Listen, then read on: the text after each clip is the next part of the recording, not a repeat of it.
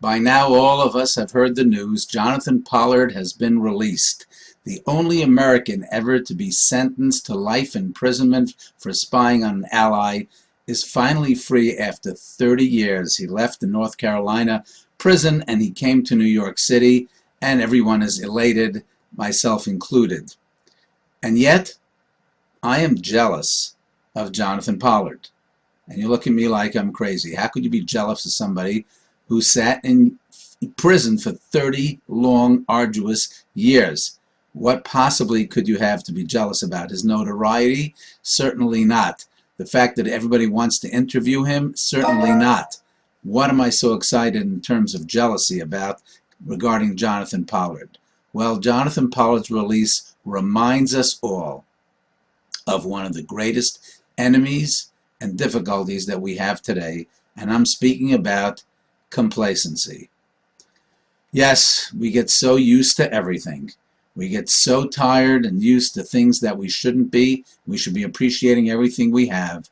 Unfortunately, for Jonathan Pollard, after 30 years in prison, he comes out as he did, and for the very first time, gets to really be free, walk around, see everything. Yes, he has certain restrictions. We understand that.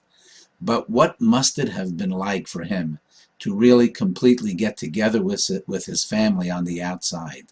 What it must have been like for him to go to synagogue and pray in a synagogue.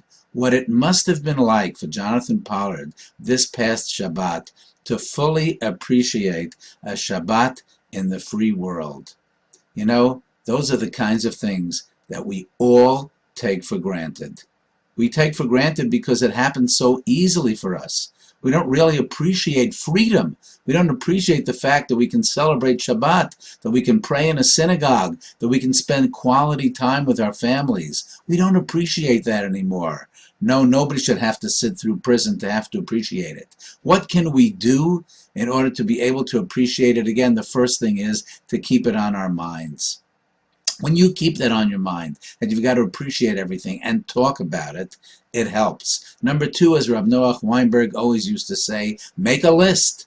Make a list every day of things that you're grateful about.